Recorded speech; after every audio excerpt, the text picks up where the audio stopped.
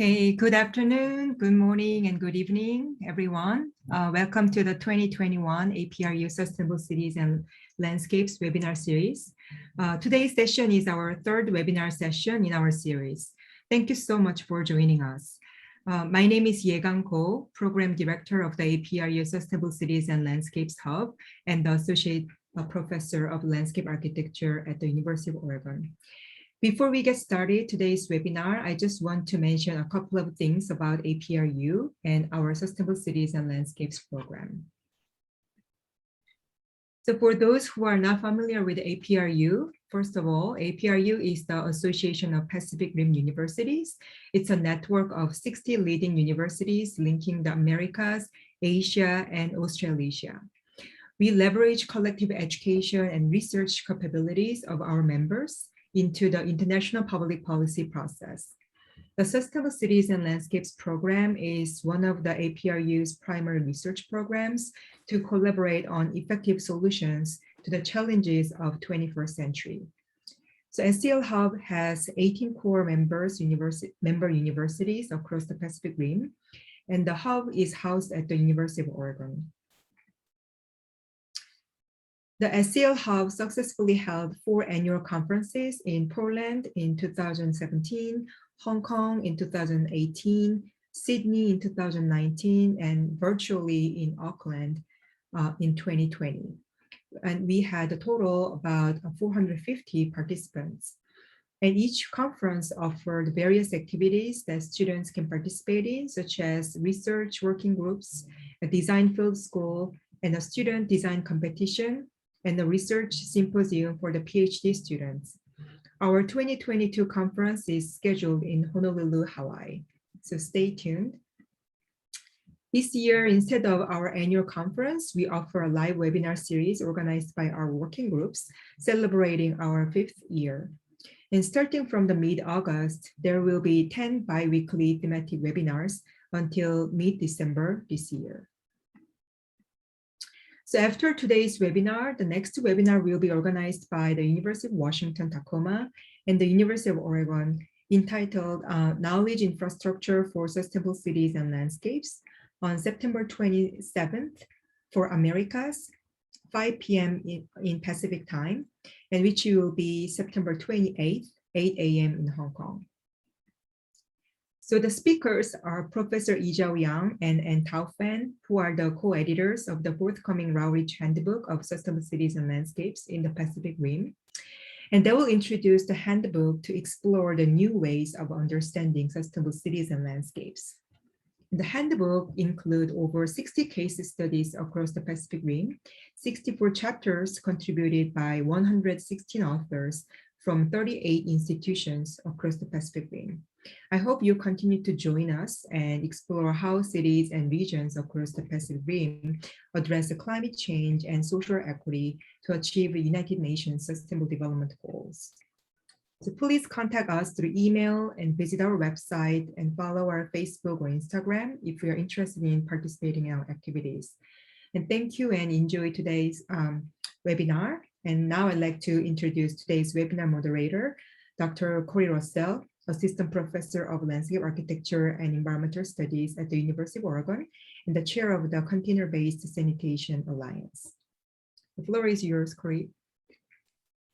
Thank you very much, Yegang, for that introduction and all the exciting things that the APRU Sustainable Cities and Landscapes Hub is up to. So today, I'm going to talk about the urban sanitation and the sustainable development goals. And specifically, we're going to delve into the role of container-based sanitation. Now, you may be sort of scratching your head and saying, what is this? Well, that's what we're going to break down today. So the agenda for today is that first, we're going to look at what is the sanitation crisis globally, what is container-based sanitation, or what is known as CBS, how does water access impact sanitation? Then we're going to move on to what are the financial hurdles to scaling affordable sanitation services, and then finish up with how does sanitation interact with climate change, and then open it up for any questions and feedback, especially with our panelists. Now, the way in which we're going to work this today is that each of our panelists has submitted their pre-recorded talk. But as we're going through it, please do use the Q&A button to put in any questions you have. And then once we've finished all the presentations, we're gonna have about 30 minutes or whatever we need to kind of delve into some more questions that are gonna come up as we talk through these issues. So jumping to the motivation for this talk, right? There's broad agreement that water, sanitation, and hygiene, what is known collectively as WASH, are important for environmental, human health, economic development, and human dignity. And they're so important that they've been enshrined in the Sustainable Development Goals under SDG 6. Specifically, 6.1 deals with access to safely managed water, and SDG 6.2 refers to safely managed sanitation. However, we are failing as a global society to actually meet the goals that were set forward in SDG 6. Specifically, the goal is to have safely managed water and sanitation for all people by the year 2030. However, we're at about 2.2 billion people still lacking access to safely managed water. And it's even worse on the sanitation side, where 4.2 billion people lack access to safely managed sanitation. And why is this such a big issue? Well, when you start to think about urbanization, when you start putting people close together, a main vector for disease, for environmental degradation, turns out to be human waste, right? So in informal settlements, also known as urban slums, you have very little space for traditional forms of sanitation, whether those be pit latrines or septic tanks or sewers. And as a result, people are forced to use waterways or wherever is convenient, which leads to environmental degradation of wetlands. It can lead to increases in things like cholera, hepatitis, and other communicable diseases. So one of the things over the last decade that a number of our panelists have been working on is something called container-based sanitation. And container-based sanitation basically consists of an end-to-end service that collects waste hygienically from waterless toilets built around sealable, removable containers, removes those from communities, and then converts them into reusable products. In this case, we have 4 different products. You have the charcoal briquettes, biomass fuel, up in the upper left-hand corner. In the upper right-hand corner, you have compost. In the lower right-hand corner, you have biochar. And in the left-hand corner, lower left-hand corner, you have biogas, all of which can be used for different things. And depending on what the market will bear in different locations, that is very marketable options. So the big key here to remember with container-based sanitation is that it does not have any pipes in the ground. You're moving the containers out of the community in their sealed form. So you get the same hygienic sanitation as you would get with, say, a flush toilet, but you don't have to use any water or very little water, and you move that waste out of the community. Now, container-based sanitation is currently being provided in these locations around the globe. We have Mosan in Guatemala, and Reluca is here today to talk about the work that they've done and are doing.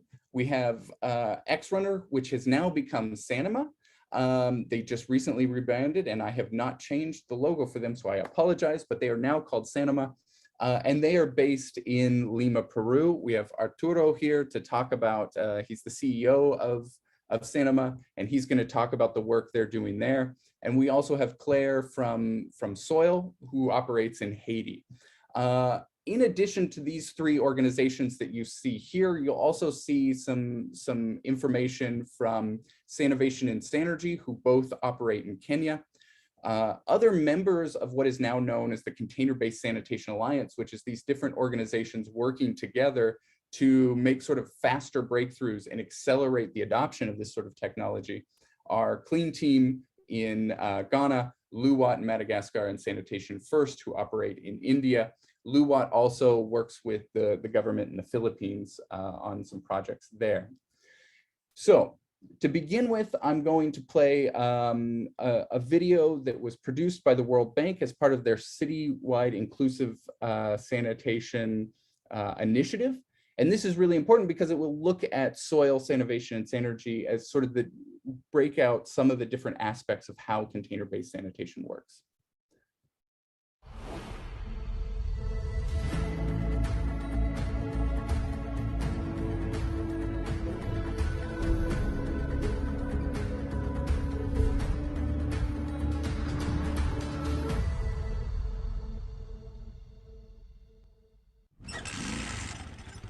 My work is to go and service our toilets in the community.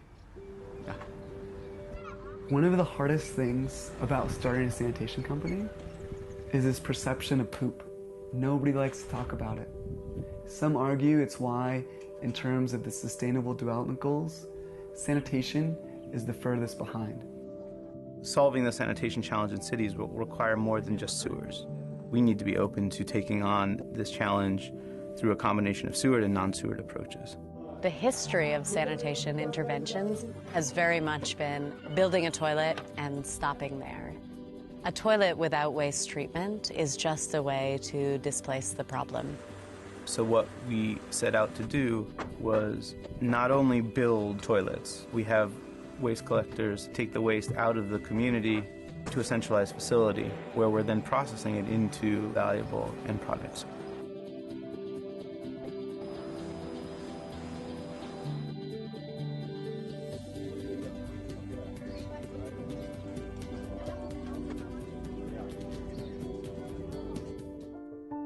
This problem of sanitation is a huge global problem. It's a tremendous problem throughout Haiti. And right now, soil is focused on Port-au-Prince and Cap-Haïtien.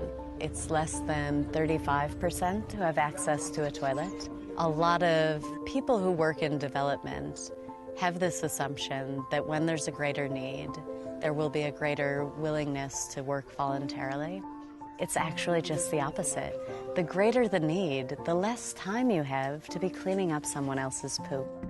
You need to have some form of livelihood creation, which allows the person responsible for it to make a living doing it. Soil came up with this program, Ecological. And Ecological is a household toilet program where they pay a small monthly fee, which is between $4 and $5 US per month. People have a small in-home toilet that basically has a 5-gallon bucket in it where the poop falls.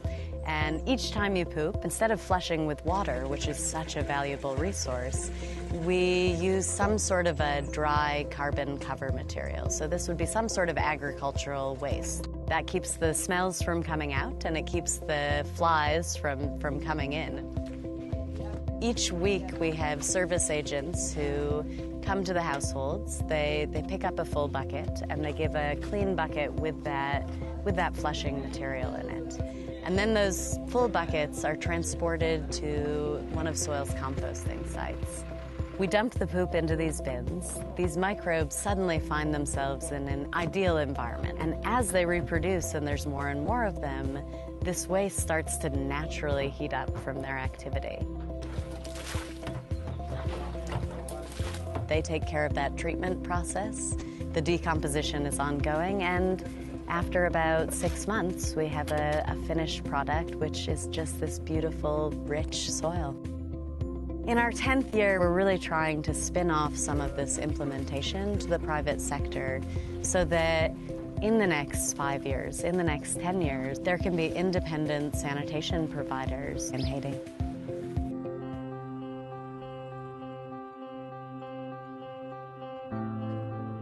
In Naivasha, it's a rapidly urbanizing community. Currently, there are about 250,000 people living here. Over 90% of the waste is not disposed safely. So when Sanitation started, I think a lot of ministries didn't know what to do with us. One thing that has been really helpful is working with local ministries to help navigate and how we integrate ourselves into the institutional environment. The public sector and the private sector needs each other. These are like twins. Either of them cannot work alone. And we as a company, we are really reaching out to the public sector so that we can help them meet their goals. Over the years, we believe we've developed a technology and also a team of experts that can provide the services to the municipalities, especially the non-sewered. And now we are coming up with business model of solving the non-sewered problem.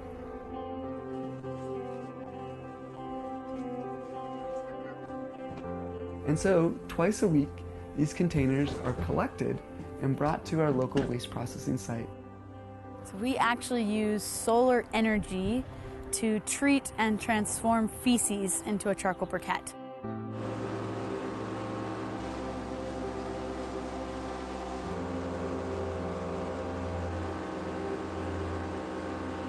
And so how it works is we actually concentrate solar energy onto a working fluid. And that working fluid works through a heat exchanger to heat feces up over 90 degrees Celsius. At that point, not only does it treat the feces, but it transforms it into a binder so that it dries nice and hard in our final briquettes. And this is our final product. It burns twice as long as local charcoal, has about a third the emissions, and so we sell it in big 50-kilogram sacks to local businesses here in the area.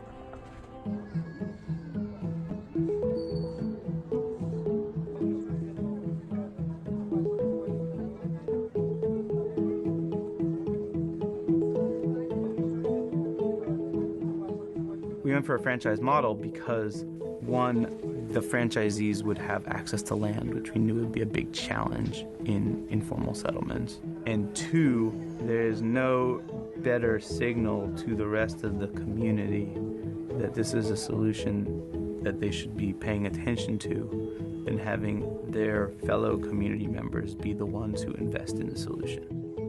There hasn't been many great ideas in terms of getting facilities close to where people are living. People have to walk long distances to access them, or they're seeing pits and hanging toilets where the waste is just clearly staying in the community. What we do is we build low-cost toilets called Fresh Life. Residents are able to invest either to run it as a commercial enterprise where they charge people to use the toilets, or landlords can provide it to their tenants as a value-add service, or public institutions like schools provide it to their students. We then work with those operators, regardless of the franchise model, to ensure that the facilities stay clean, safe, and open. We collect the waste regularly, pretty much on a daily basis, although it depends on usage. It's then taken to a processing plant in a neighboring county, and there we're able to process the waste professionally and safely into organic fertilizer and then animal feed. So we're raising a colony of black soldier flies. Now these flies eat organic matter, including sanitation waste and ag waste and things like that. We then harvest them, boil them, and dry them, and the end product is 50% protein. We then sell this on to feed millers who then make their own specialty mixes. Sanergy is 240 people strong in an area with 40% unemployment, and that doesn't even include our operators, of which there's over 500 of them too. Ecological sanitation is a job that not only can you make a livelihood doing it, but you can feel very proud to be a part of restoration. It's only recently that counties are really realizing how much more cost-effective non-sewered sanitation services can be, and how the provision of non-sewered sanitation services can help meet their goals. Sanitation is a public good, and this is a solution that works in complement with sewers to be able to reach 100% coverage in cities in the developing world. All right. So one of the reasons that this is such an important breakthrough in sort of the way in which governments, agencies, private companies provide sanitation in urban spaces is largely because if we look at the trends of where urban population growth is going, if we look at currently the urban population worldwide, or 2010, it's about 3.6 billion people. That's projected to double roughly by the year 2050 to about 6.5 billion people. At the same time, informal urban populations, which are about 1 billion people currently, are set to triple to about 3 billion. So roughly half of all urban populations in the year 2050 are going to be informal urban settlements. And so this really puts the onus on governments and companies and providers to get sanitation facilities into these very difficult to reach areas where it may have very steep hillsides, they may be in floodplains, they may not have the sort of infrastructure that you classically observe. And as a result, people have to walk around, over, through human waste. In the larger world, something like 80% of human waste goes untreated into the environment. And this is a major, major issue. And one of the reasons that following the Millennium Development Goals, the Sustainable Development Goals created a new tier on the sanitation ladder. Instead of just looking at the toilet technology itself, it created what's called safely managed sanitation, which means the entire sanitation chain, from the user to the collection, to the transport, to the treatment, and then its reuse and disposal need to be taken care of in order to actually reach safely managed status. And this is really important when you start to think about a sort of mosaic of technologies, right? In these rapidly growing cities around the world, we're going to need to think flexibly about how we do this if we're going to get to 100% coverage in any given city. Sewers are often infeasible in these locations, they're expensive, and they can be hard to reach that area. So in any city as it grows, it's going to necessarily need a solid waste collection system, and it's going to need pipes for rainwater management and things like that. And the question then becomes, where does it make the most sense to put human waste? And depending on the location, depending on resource availability, water availability, that answer can be different depending on those locations. And so I'm gonna shift here, and we're gonna listen to Arturo, the CEO of Sanima, talk about the case in Lima and how they're dealing with it. Lima is one of the driest places on the planet. So let's go ahead and take a listen to that. Hello, everyone. My name is Arturo Yaxacondor, and I am the CEO at Sanima, a social enterprise that provides container-based sanitation in Lima, Peru. And today I'm going to introduce you a little bit about our work, and I'm going to talk about also how we deal with the challenge of water saving. So if you Google Lima, this is probably one of the first pictures that will appear in front of you. A rather green picture of a modern city that is in the coast of the Pacific Ocean. And this is partially true because there is some other facts that we need to be aware of to have a full picture of Lima, and most importantly to the 11 million people that live in the city. So first, 1/3 of the Peruvian population live in Lima. We're nearly 32 or 33 million people, and 1/3 of that population, 11 million, live in one city. Lima is the second biggest and driest capital city in the world, just after El Cairo. So you can imagine that it never rains and there is huge water scarcity. And you have to add to that fact that over 90% of the constructions in the last 20 years have been informal. So that gives you an idea of how this reality also applies in different parts of our capital city. And as you can imagine, many people have to deal with constructing their own households in areas where there has been no planning for households at all.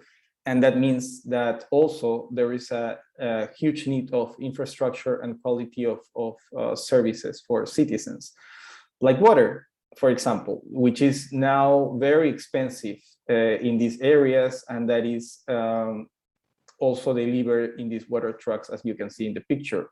And obviously, for sanitation, it's the most common way to deal with it is just to dig pit latrines.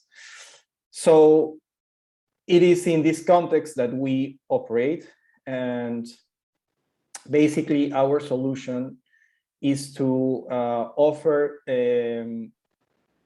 our service to households in informal settlements in urban areas in Lima. And to the ones that agree to contract our service, we install urine diverting toilets inside the households. And then we start doing this weekly pickup service of the waste, of the solid waste of these toilets. These toilets work without water. So we provide sawdust as a drying material for the feces, and the urine goes into the ground. That is part of the installation process that we do. And then we have to do this weekly pickup, as I was just mentioning. And we take out the waste from the household and from the community, and we dispose it safely also outside Lima. And in this whole process, we have an ongoing customer support service. For this whole solution, the households pay a monthly fee. And that's basically what we do in a nutshell. Now I'm going to show you just a few pictures of how our toilet looks installed in a household, how our weekly pickup service looks like. In these containers, we take out the waste, and then we provide also sawdust for the toilet for 1 week. And this is how our toilet looks in a very common house that we provide the service to. A very happy family, by the way. So what we have achieved so far is that we provide this service to over 800 families. We have removed safely over 250 tons, and approximately 25% of our customers, of our users, pay on time, and they are very satisfied with the service. So what about water in this whole story?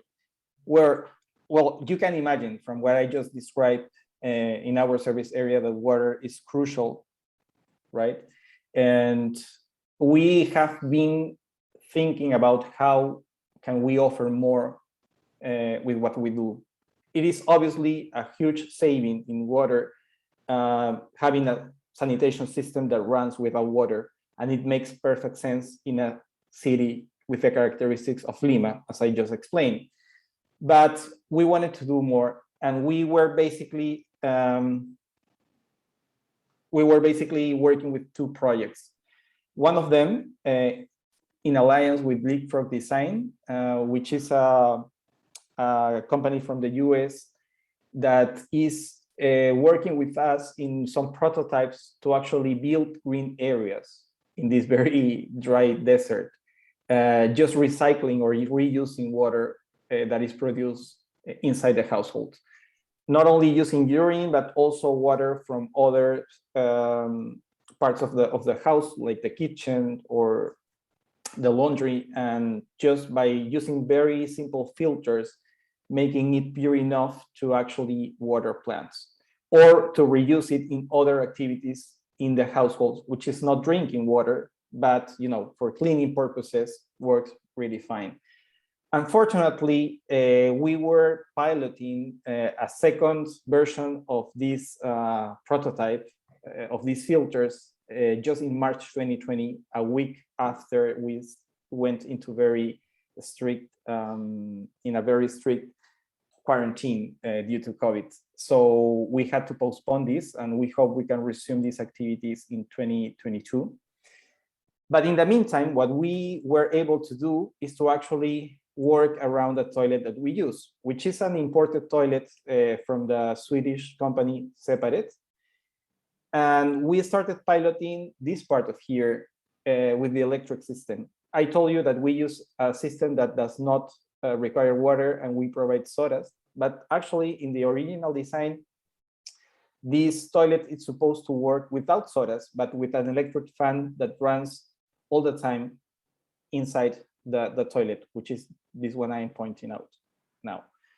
And we decided to pilot it. We're in the middle actually of piloting this toilet in around 22 households, and this is a pilot of 8 months, and we should be finishing this pilot by November. But so far we have had very positive response from people working in this or participating in this pilot. And basically, I would just put it in 3 bullet points. It's easier to clean, so you don't have to deal with sawdust sticking in the walls of the toilet.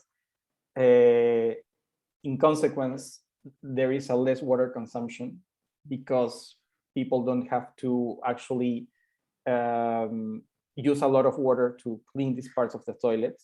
There is not sodas in the small parts of the toilet, and that is a huge win for them. This changes the whole experience, especially for those who are in charge of taking care of the toilets. Unfortunately, this has also a gender orientation in our service. And I say unfortunately because household chores, as we know, are not always shared in an equal way inside a household, right? But this is a very important insight for us. And something that is not less important is that it carries less weight, since we don't have that many sodas, and it's only the feces that have been dried to a certain point with the electric fan. It's easier to carry. So this makes also much more easier and much more better experience when you have to, walk up and walk down stairs, like in the neighborhood that I just showed you. So these are just 2 projects that we're currently working on. We hope we can have better and much exciting news about this in the future. But I invite you to follow us in our social media with sanima.pe, so that you can, stay tuned in what we do. So thank you very much for listening. Thank you so much for that, Arturo. I think there's a couple things there that are really important to point out, which is this aspect that, when you are thinking about urban forms, when you're thinking about planning, you're often limited and moving slower than the communities themselves. And so providing essential services like water and sanitation can become more complicated because cities and municipalities are often lagging behind the development and the building that's going on. And so being able to work in that rapidly is really key. So one of the other aspects for our final 2 panelists, as we move into that, one of the elements that's really key to making container-based sanitation work is getting financing to scale it up, right? So currently worldwide, container-based sanitation, if you combine all the groups that are in the Container-Based Sanitation Alliance, they're serving a little less than 200,000 folks a day, right? Which is impressive, given that this is something that really just started to be developed about a decade ago. However, it is not enough currently to make the big, huge change that we want to see in providing literally billions of people with sanitation. And in order to do that, organizations and municipalities and ministries are going to need to scale container-based sanitation to a significant number. And when I say scale it, what I'm talking about is probably somewhere between 5 and 20% of a city's, in a rapidly growing city's sanitation needs. We're not talking about all other sanitation types being supplanted. We're talking about actually augmenting and getting to that 100% coverage within a city, because container-based sanitation is really good at reaching the lowest income, most vulnerable communities that are going to be last to receive services. So some of the stuff that has come up in terms of key challenges to scaling container-based sanitation and growing it have been the perceptions that CBS is an expensive option, that there are a number of different ministry officials and government officials and funders who are just unfamiliar with this CBS cost structure. The way in which it works is very different. Traditionally, a funder will just give a large lump sum for infrastructure and it's built and that's subsidized. Whereas with CBS, you don't need the huge upfront costs of infrastructure, but you do need support for the ongoing operation costs. And even though it's less expensive over time than other options, it still requires not just one lump sum. So there needs to be an understanding of how cost structures work. There's an expectation that CBS services should be fully cost recovering, which, when you think about it, is a little bit wrong to think in these ways. These are actually serving the most economically challenged folks around the globe. And so to expect it to be fully cost recovering when no other sanitation service anywhere that is providing safely managed sanitation is truly unsubsidized and cost recovering is problematic. And then there's a limited investment in capital available to scale things up. So that brings us to a analysis that the CBSA, working with EY, put together and released last year. They looked at Haiti, Ghana, Kenya, Peru, Madagascar. They gathered standardized cost information through company financial data and in-depth interviews. They used the climate and costs in urban sanitation, or CACTUS methodology, which is an initiative of the Gates Foundation and Leeds University in the UK. And they built an extensive like-for-like cost comparison of different sanitation options in urban slums and informal settlements and other low-income communities. And what that showed is that when you get to a larger scale, CBS services across the board are less costly than sewers, septic tanks, and pit latrines, as you can see up here at the top. Now, what are we talking about when we say larger scale CBS services? This is usually a CBS service that is, 800 households or more. Smaller scale or just maybe a couple hundred, right? But they still end up being cheaper than sewers. And across the board, the median scale CBS service came out as less costly. The other thing that was really important was to look at the affordability benchmark. Now, this is not published anywhere per se, but a rule of thumb within the water sanitation and hygiene sector is that the affordability, water and sanitation services are considered affordable when together they account for about 3 to 5% of the average income. And what we found is that both shared CBS services and household level CBS services came in at just about 2% or less of the average income in each of their locations, which means that still leaves a good 3% for water.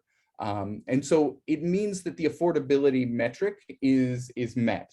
Does that mean that it's affordable for everyone? It certainly does not. And there's some really interesting research that'll be coming out on that around soil system. But that leads us to Claire's presentation. Claire works at Soil, talking about piloting of results-based financing as an option to try and start to think about a different form of financing that could scale this up. So let's go ahead and listen to that. Hi, my name is Claire Remington, and I am the Deputy Director of Research and Innovation for Soil. I'm recording this video in Victoria, British Columbia, on the traditional territory of the Lekwungen peoples. Soil is a nonprofit research and development organization that operates a container-based sanitation service in Cap-Haïtien, Haiti. Over the past few years, we have been exploring the potential for results-based financing to contribute to the long-term sustainable financing of our container-based sanitation service. For those of you who don't know, results-based financing is the disbursement of funding, usually in the form of subsidies, tied to the achievement of specific results. So, for example, if you were trying to develop a results-based financing contract for the scale-up of a CBS service, hypothetically, you might provide a subsidy that is tied to a measurable outcome, that is the number of households in the service.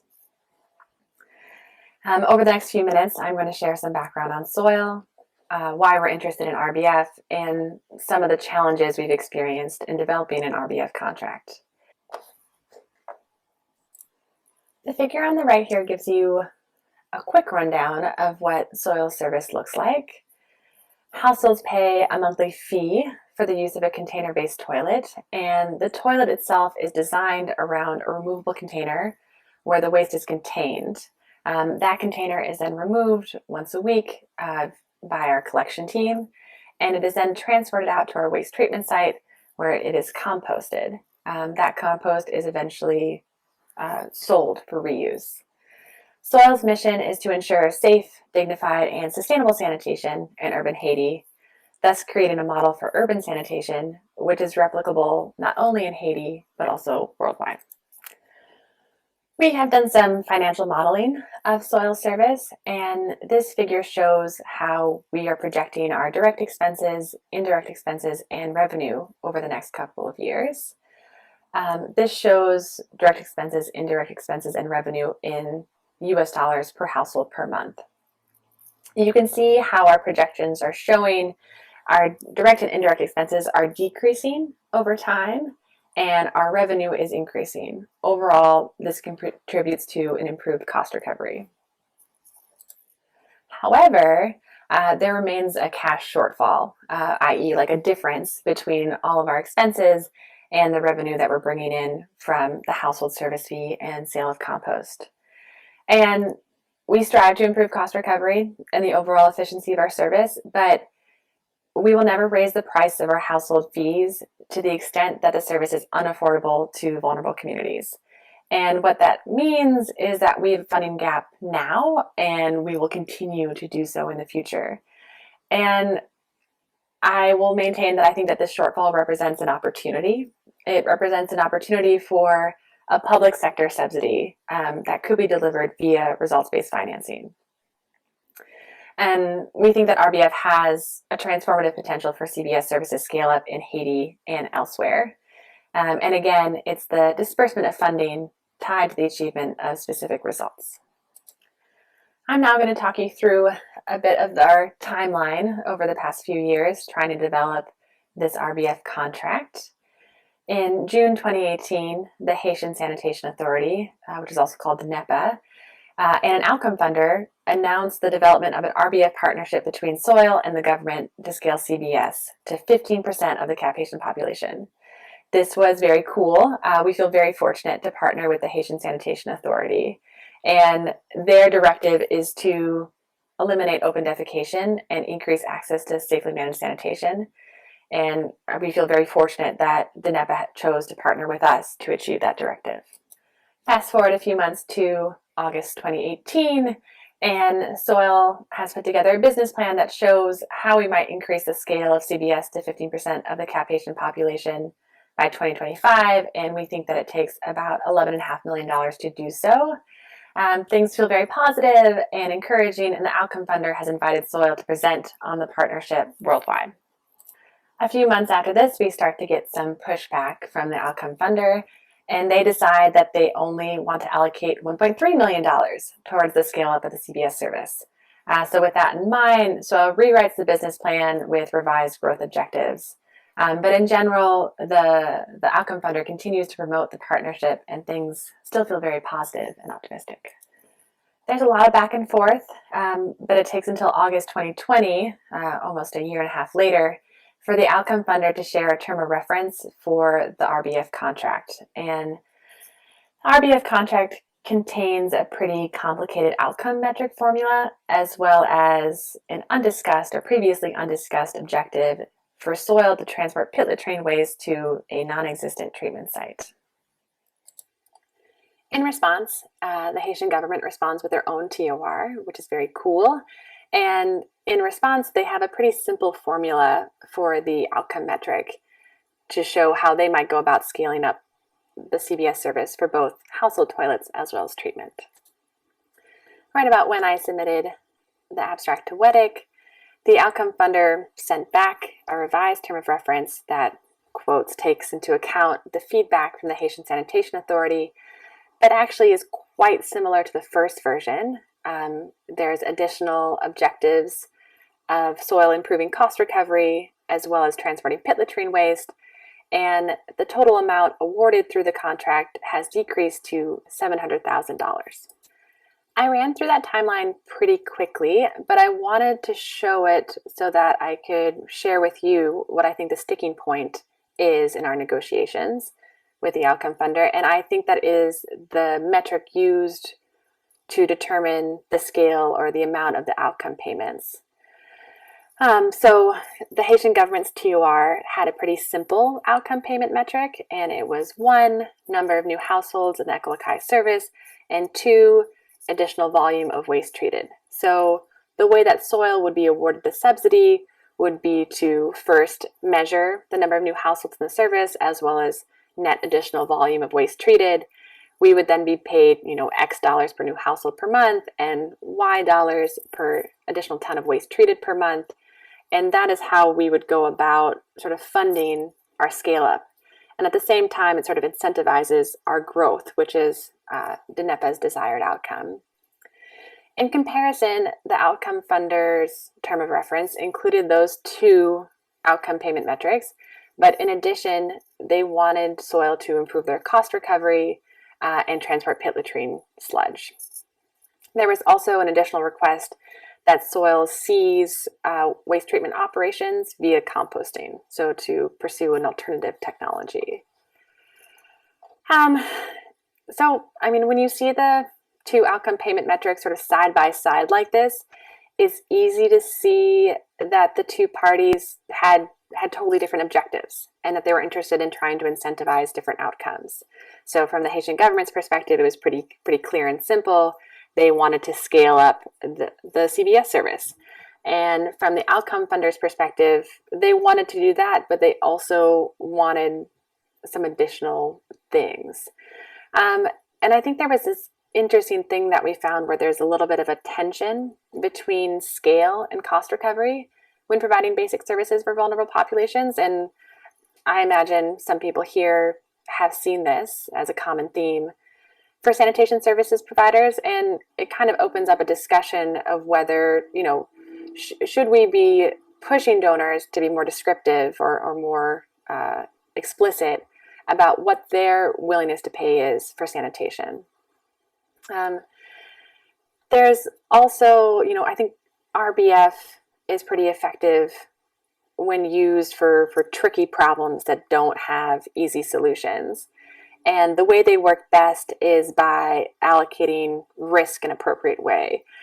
So in an RBF contract, you want to sort of give enough of an incentive to a service provider such that they're willing to take on the unknown and try to come up with a solution.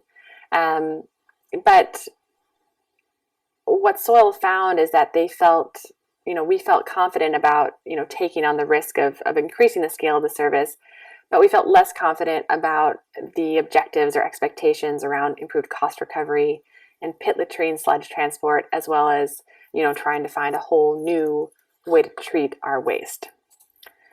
I've pulled out a few discussion points, and as you can tell, I probably could talk about this for a lot more than just 10 minutes. But I think that we found that there's this tension between cost recovery and impact when serving vulnerable populations. And I think what I've seen in the sector over the past few years is we've done a slow transition away from, you know, expecting, you know, financial self-sustainability and towards, you know, describing sanitation options as cost effective. We've talked about, you know, what our customers' willingness to pay, but I think my hope is we continue to shift the conversation even further and just talk about, you know, how much does it cost us to serve vulnerable populations, and what does a desirable and dignified sanitation service look like for those populations?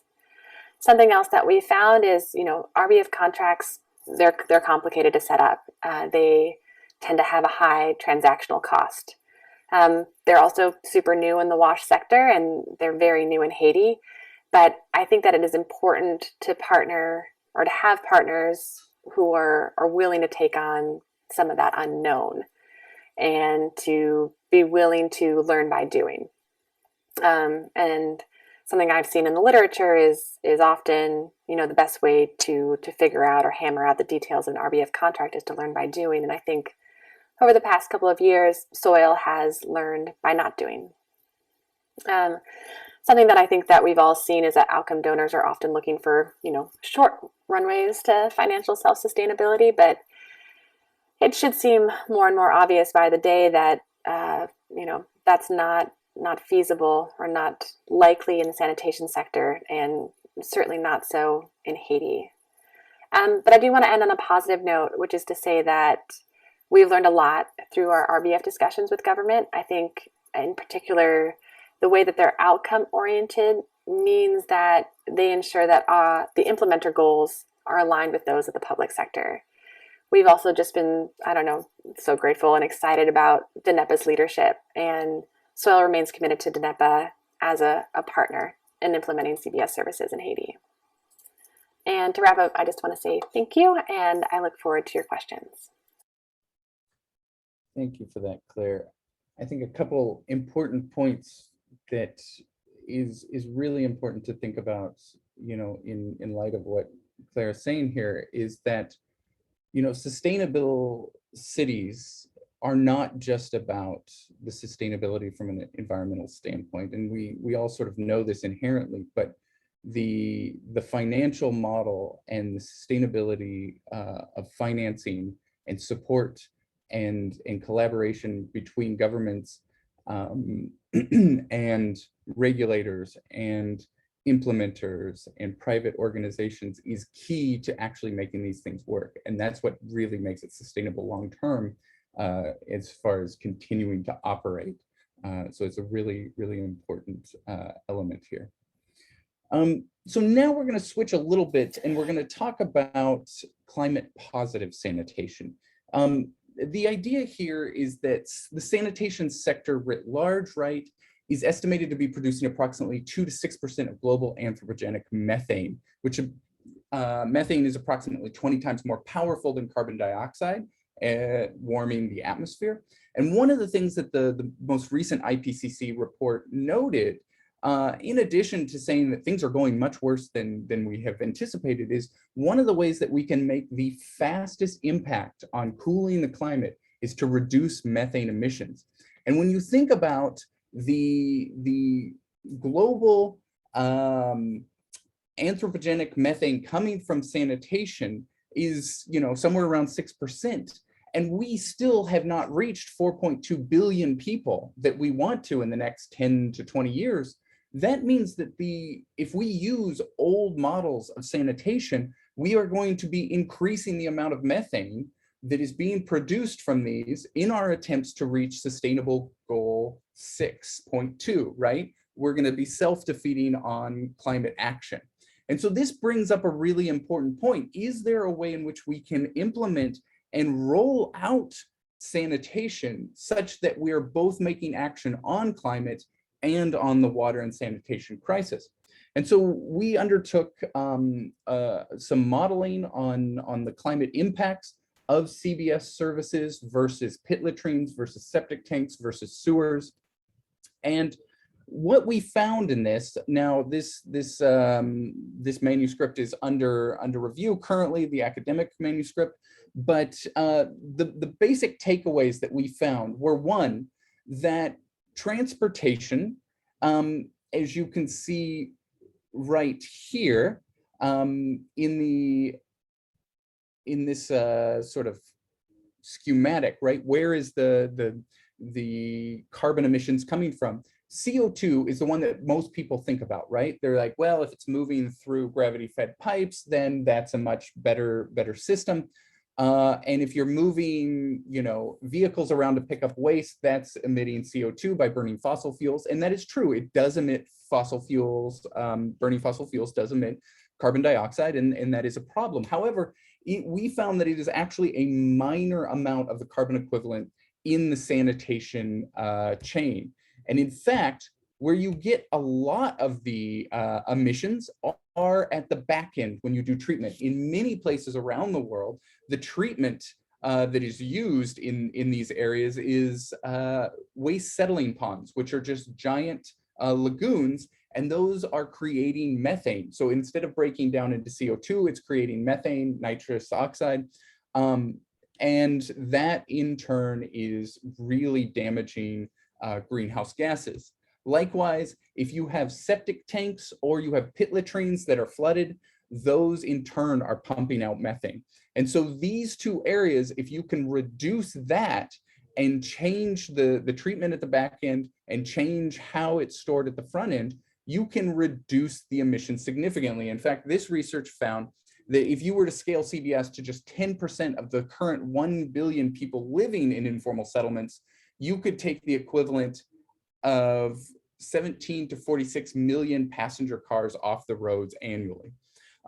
So it has a real impact, and that has led a number of organizations to start thinking alternatively, can we actually unlock carbon credit financing for sanitation? So we both incentivize sustainable sanitation in cities, and we also bring new sources of funding into the sanitation sector and the waste sector writ large to combat climate change. And so this is an element that Raluca at Mosan has been working a lot on, and she's going to talk a little bit about that.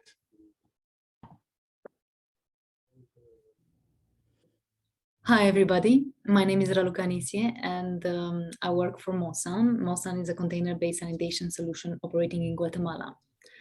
I will continue the carbon topic today that Corey started and talk to you about carbon credits and our latest research project, which aim to develop a draft greenhouse gas mitigation potential methodology for container-based sanitation solutions. The research was in cooperation with ETH Zurich, was done by Daniela Seitz as her master thesis in the EWAG department. And it was in collaboration with Mosan here in Guatemala. And we also had as an advisor from South Pole, a climate company, specialist company.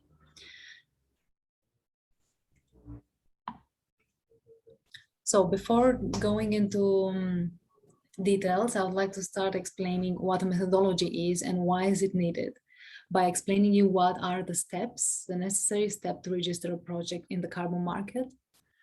So there are quite a few steps. It's quite a long and costly process, especially if you don't have a methodology. And the methodology is there in order to offer a systematic and comparable way of calculating the emission savings of similar projects. So methodology is normally done on a technology basis. It's 4 types of projects.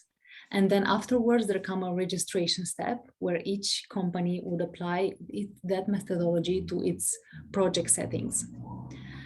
And then there is a monitoring and annual verification. And this results in the issuance of carbon credits. So for the case of dry sanitation or on-site sanitation, there is no methodology per se that we can use as CBS companies. So we have to develop that from scratch. So that was the purpose of the thesis, to give a head start to this development. So when we talk about carbon savings or carbon accounting, we're always talking about a baseline and project emissions. And the difference between baseline emissions and project emissions are going to be the emission savings. In the case of CBS company, the baseline, which is what would have happened if the project would have not been there, it's normally on-site sanitation, like pit latrines, septic tanks, or open defecation, or even sewer sanitation sometimes. So the emissions of all these systems depending on their characteristic. If the sludge sits there or it's transported, they would be different. So all this was calculated as part of the research project. And the emissions comes from anaerobic digestions, mostly from the anaerobic condition that the waste stay in the pit, which is methane emissions. And in the case of more aerobic conditions, as open defecation, we also have nitrous oxide emissions. These were all calculated in CO2 equivalent terms per year in the end. And as for project emissions, the containment stage of the CBS, it's assumed to be 0 in emissions, because there is the containment stage is very short and it's normally covered. It's less than 1 week. So we consider that there are negligible emissions, but there are, of course, also transport and treatment associated emissions that need to be considered. So I'm not going to go into detail in this slide. I just wanted to not oversimplify the whole baseline topic, just to explain that there are many variations of one system that we would call pit latrines. So for all these systems, the complexity here lies in the way it's constructed directly influences the emission potential. So if it's lined or unlined, if it's dry, if it's with flush toilet or the groundwater level, these are all factors that need to be considered in the methodology. Now, in order to put it a bit in perspective in comparison with other technologies, what are the emission savings of CBS? So if we compare it with a tree or with a solar panels or a solar home system or with a water filter, the one CBS unit will be somewhere around 220 to 710. So this is quite high range. It's because of the various baseline that can yield very different emission savings. But we can see that it is considerable. And all the other technologies as solar home system providers or water filter providers, there is already a carbon methodology for that. So most of these companies, they are able to generate carbon credits. So I think that's definitely, there is a potential in there for sanitation as well. And this is why we have taken up this project. In terms of the annual revenue potential, so what would be the impact on the business of this additional revenue stream? This largely depends on the carbon price. So on the voluntary market, we see carbon prices between $1 to, let's say, $20.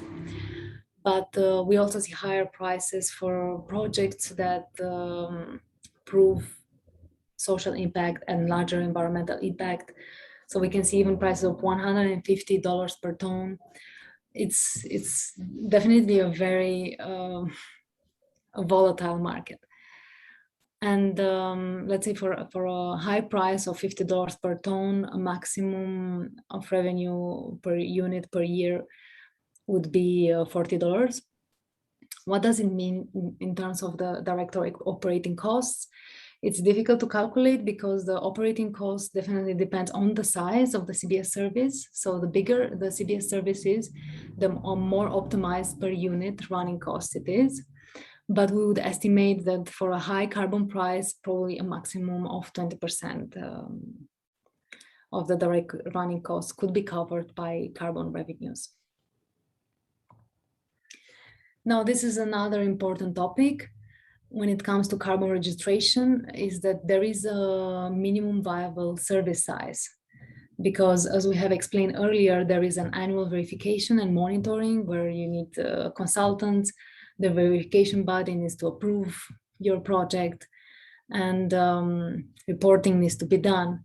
So this incur costs, which currently are around $9,000, $10,000 per year. So in order to offset this cost and start creating revenues, you need to have a certain system size. This graph is done for the Mosan case. And for example, for the high carbon price of $50 per ton, we will need a system size of 490 units. But for a more likely, let's say, carbon price of $15, you already need 1,630. So this definitely depends from project to project, and these numbers can be optimized. For example, right now we are working on improving our pyrolysis reactor, and we're going to reduce the fuel consumption. So that would lead to more emission savings. And also the sequestration potential of our biochar. So the application of the final material is not included in here. So the idea is that these are not absolute numbers, and that they also vary a lot on the baseline. So if we go to another region, a different baseline can be there. But the idea is that you cannot start generating carbon credits from a startup position. So you have to be a bit established in your operation and a bit mature in order for this to be worth it. So now on the outlook, what we can say that we have developed this methodology that I think it helped us understand better the market and our potential. And the next step would be to do a feasibility study on some companies, on the companies from the CBS space, and see which one of those, if there is any, probably there is, that are already able to register credits, if their size is enough to go on the carbon market immediately. And if that is positive, then we can expect to develop an official methodology, to develop an official methodology by a carbon specialist company. And then looking at carbon, at the first carbon credits issued, maybe in 1 to 2 years. So yeah, it's true. It's not a fast process, but we started it, and that's important. Thank you very much, and I'm looking forward to the discussion. All right. Well, that wraps us up, and so now we're going to switch over to our question and answer portion, and focus on taking some questions with our panelists and sort of exploring some of these elements.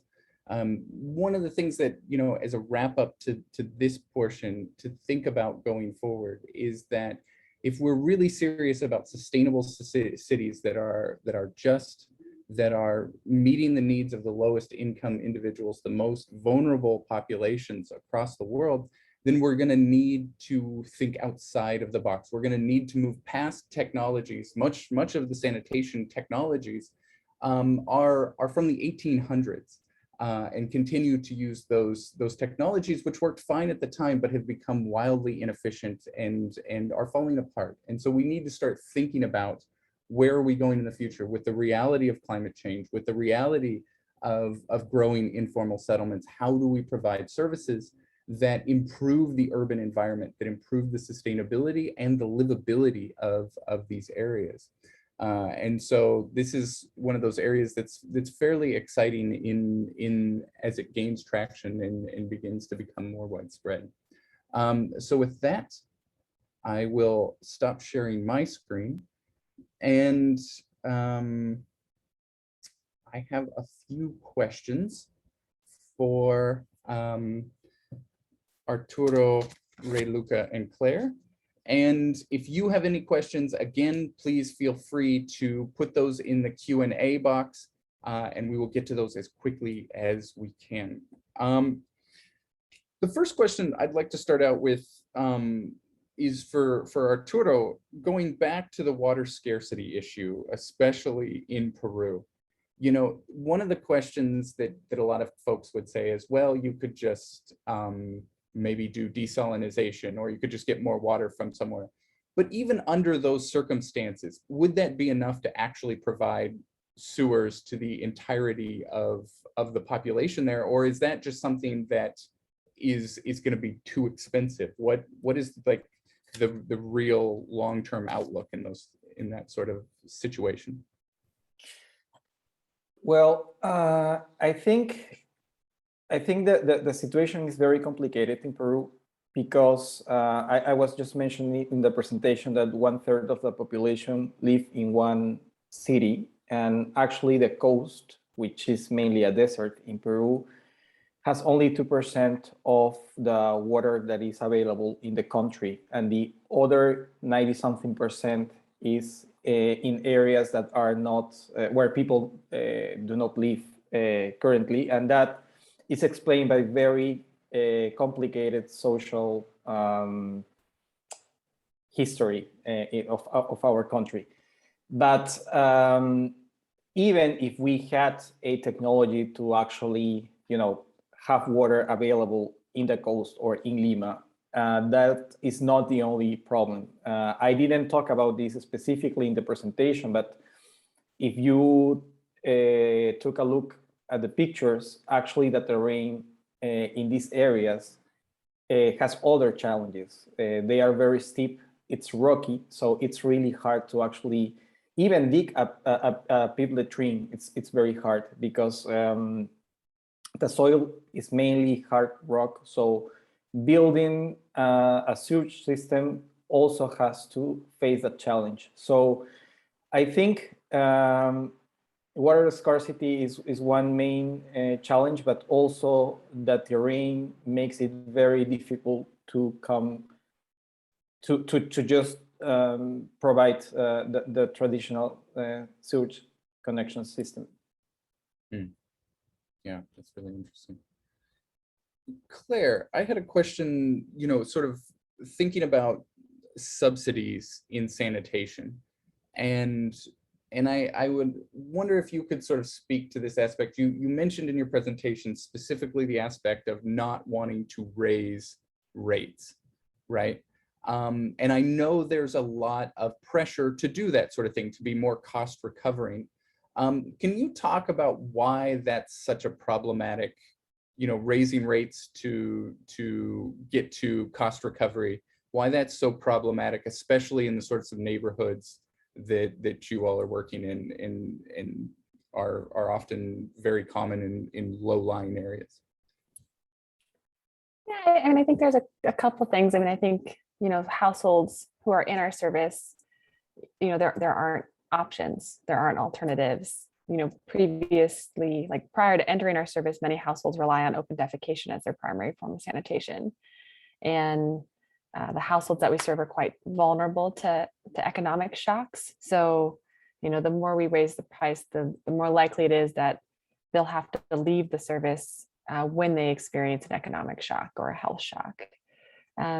So I don't know, I think there's like an interesting tension for us where we, I think initially the reason why Soil, charged a fee, like a nominal fee, was because we wanted to make sure that the households wanted the service. I think in development, there's a history or a legacy of people giving things out for free that weren't actually desired. And by charging a fee, that was our way of saying or indicating that, households were actually interested in the service. But I think for us, we've been challenged to figure out, what is the price point at which, the lowest income households are included, are willing and able to pay for it. But, yeah, just like finding that sweet spot, I guess, is really what we're aiming for. Mm-hmm. Yeah. Yeah, I think it's an important aspect too, like in the communities you're working with in Haiti, like you said, there isn't really another option if you go off of container-based sanitation, because you're in these low-lying areas with a high water table.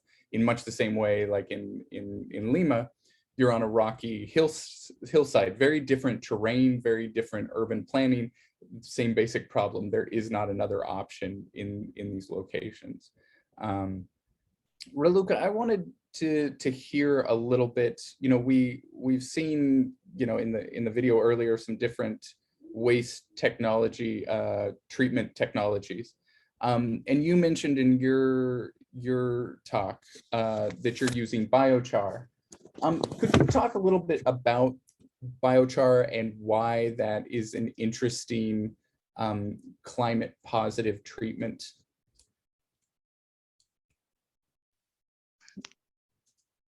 Hello, yes, you hear me? Yes, okay. Well, yes, we're doing a lot of work on biochar, and we think it's very promising as a higher value end product.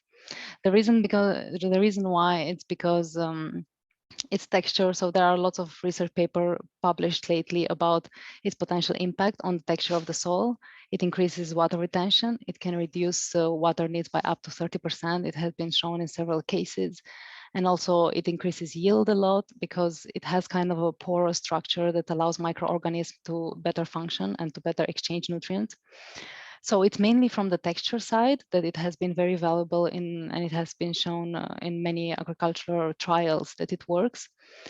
And from the carbon sequestration potential, there's always an open door for carbon credits. The reason why is because biochar, it's almost, it depends now on the type of biochar, but woody biochar is more than 95% stable carbon.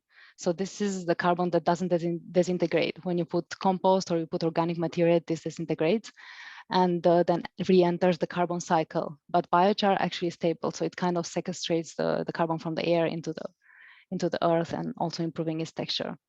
So that's a bit about biochar. Now we're also looking at enriched biochar because biochar by itself doesn't have a lot of nutrients. Like feces biochar that we do, it has maybe a bit more than wood biochar, but it still lacks the level of nitrogen or phosphorus and potassium that is needed for fertilization. So we're looking at that, and we're we're gonna let you know what we discover. Yeah, it's really interesting stuff. And I think I would note as well, one of the things that makes traditional sanitation so inefficient on the treatment side of things, right, is that we tend to, in general, especially in high income countries, we take water from the environment, we treat it to drinking water standards, then we drop feces into it, then we spend a whole bunch of energy to pull the feces back out, get the water back to quality that we can then stick it back into the environment, right? So it's one of those things that when you think about resource recovery from sewage, is a much more challenging problem because there's the whole drying aspect. And one of the bonuses of container-based sanitation is you're not dunking it in water. You don't need to use that energy to get it out of the water. So you can start further along the process for resource recovery in a lot of ways. But another question I'm really interested to ask, I'm going to get around to each of you to answer this question, is sort of how, before the pandemic happened, before COVID hit, there was a significant report that came out from the World Bank in 2019. And one of the things that, it analyzed container-based sanitation. It was about the same time that the Joint Monitoring Project of UNICEF and World Health Organization designated container-based sanitation as improved sanitation. But it said one of the real issues with container-based sanitation is the potential of a global pandemic and interruption of service. Well, we've had a global pandemic and you all have lived through this and the service. So Arturo, I think I'll start with you because I know Lima had some of the strictest lockdowns. So it would be really interesting to hear what you have to say about that. Well, just as you said, I think we just proved our model, and by that I mean container-based sanitation itself, to be resilient to a pandemic. I think we were able to really take very fast decisions and continue providing the service during the whole pandemic, even when we had a very strict protocol to follow and when we had a very strict mobility restrictions to our operations. But I think just because we had somehow adapted already our operations to deal with the kind of ways that we manage, I think it was pretty easy to actually just get the new protocols in place. And as I said, we were able to just not stop at any point of the pandemic. Now, and I just want to end with this, we are having kind of a crisis also in some parts in Lima during the pandemic because there was some maintenance that was not done during last year in some sewage systems in one of the most crowded districts in Lima, and now they are already 10 days without water and sanitation. Over 1.2 million people don't have water or sanitation in this district because one of the pipes just collapsed 10 days ago. So I think these kind of things really it's important to us because it proves a very important point of our service. Mm-hmm. Yeah. I actually am going to switch here and throw another question because we're close to the end here and we've got a couple questions from folks. So there was this question is specifically for Raluca in regards to your aim to develop a new or extended carbon offset standard that can be applied to carbon credits for carbon sequestration through CBS, right? So this person, Christina, would like to know if you've already explored options to develop and deploy this standard, and are you using recognized carbon specialist companies, and how interested are they in that? So I'll stop there. Yes, thank you, Christina, for your question. So yes, so we are in the process. We have contacted many carbon specialist companies already a long time ago, and of course they are all interested. I think they all see the potential in sanitation because there's so little done in terms of carbon removal and carbon accounting in sanitation, as opposed to solar energy and water and so on. So yes, they are all happy to do it. However, the methodology, it's quite expensive. So we are a group of startup companies. Of course, we cannot afford to take those costs on our side. So that's why we've been raising funding all this time. And we got a group of investors that are ready to back this up. So now we are in the last stages of finalizing the TORs for a feasibility study. And then we hope that once it's proven the potential, we're going to go directly into developing a full-fledged methodology. Yeah. I hope that answered your question. So I think, yeah, and one of the things I think is key to add on to what Raluca just said, right, is that there's sort of a front end and a back end methodology, right? So on the front end, all of these different organizations, whether they be municipalities, whether they be ministries, whether they be startup companies, private NGOs, whatever it is, they're sort of using the same system of containing the waste, moving that in a container to a processing treatment facility. Then a number of them, almost everybody, is doing something slightly different, right? Like Claire at Soil, they're doing compost. They're doing, the black soldier fly at Sanergy, the biomass briquettes at Sanovation, biochar in the case of what Raluca's talking about. And so it's really that back end, there's a number of different methodologies that are out there that are sort of already on the shelf that can be taken off for that part, but it's that front end section that really remains to be worked on. And that's one of the things that, with Raluca leading, we've been working on at the Container-Based Sanitation Alliance. Can you create these sort of standard methodologies so that they don't just apply to one organization, but can be used in the future by multiple different organizations and reduce those ongoing costs as much as possible, because that can be a very difficult aspect. Yeah. So, and I think I see another question in here, right? About biochar.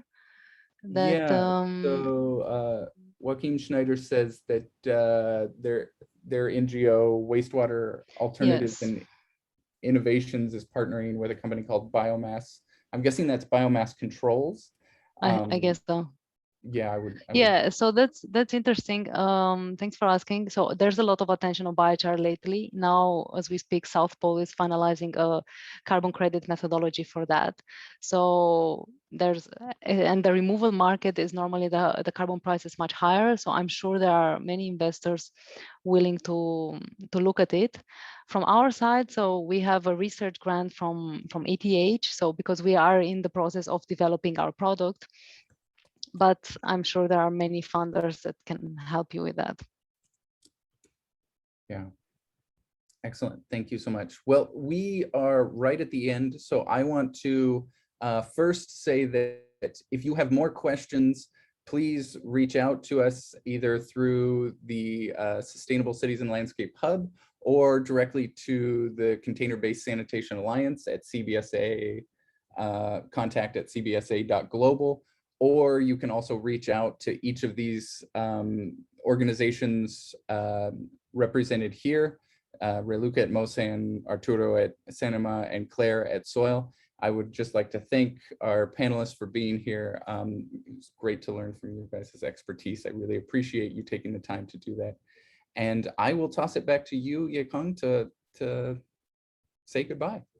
Oh, yeah. Thank you so much, Corey, and all the speakers. It was wonderful to learn about the container-based sanitation. And thank you so much for everyone who attended this session. So we are going to make this recording available as soon as we are ready.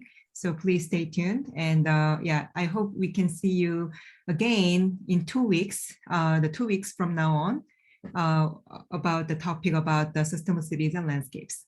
Thank you so much.